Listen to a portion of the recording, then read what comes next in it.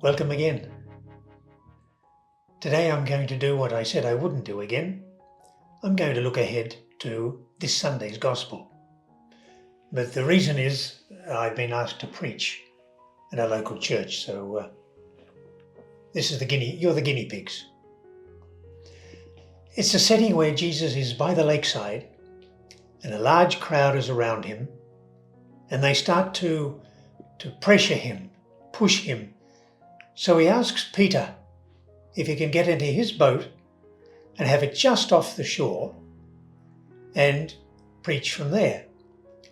So Peter holds the boat so it doesn't drift, and Jesus sits in the boat, which is his normal teaching position, and the crowd are in rather like an amphitheatre. There's around this lovely little cove on the edge of the Lake of Galilee. And Jesus teaches there.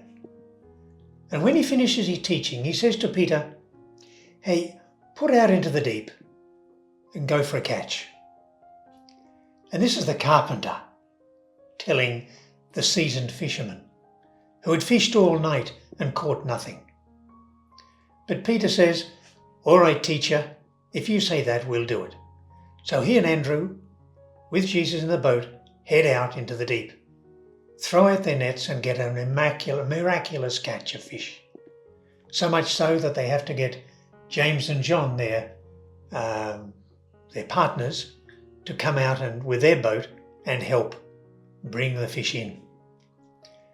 Now when Peter, who has heard the discourse of Jesus to the crowd on the shore and has now seen this miraculous catch of fishes, throws himself at Jesus' feet and said, "Keep away from me, Lord, I am a sinner." And Jesus says to him, "Peter, don't be afraid. From now on, it's people you'll catch." And then they bring their boats into shore and, according to the text, leave everything and follow Jesus, the four of them. The phrase in the whole text that speaks most to me is when Jesus says to Peter, "Be not afraid." And I suppose that's from my own experience. It recalls my own experience for many years. I was afraid of getting too close to God or letting God get too close to me. So for many years, God invited me. I had invitations, but I either ignored them or just left them aside.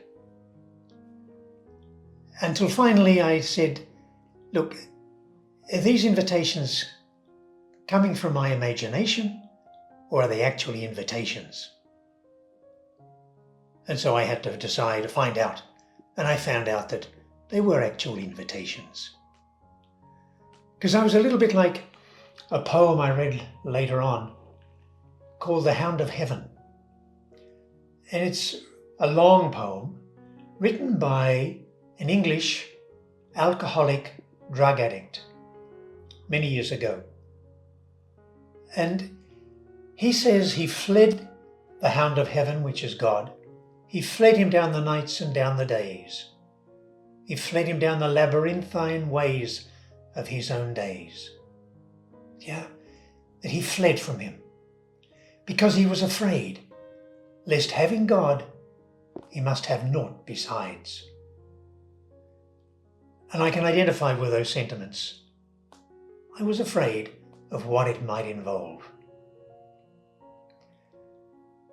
And the sad thing today is that I find so many of my fellow Catholics with the same experience, afraid of letting God come too close or of allowing them to move too close to God. Because what might it involve? Might they also have to give up their plans, their possessions, their freedom, whereas in fact it's the other way around. It's so sad because what God wants to give us is life. His life, the fullness of life. It's for that reason He sent His Son into the world. And yet we remain afraid. I know my fellow Catholics and ex-Catholics, or as I said the other week, Catholics who are taking a break, have many excuses, and some of which ring true, but also some of which really are hiding fear. And so what I pray today is that, watching Peter, who having heard Jesus' teaching, having seen what He did, left everything and followed Him. So I invite those who are in their deepest centre afraid to trust God. God wants life for us and the fullness of life. Let Him come close. Give Him a bit of time in your life.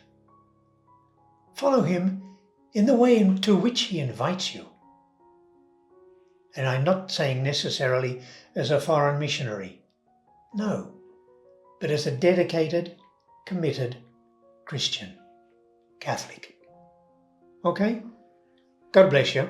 Have a great week, and we'll see you next week.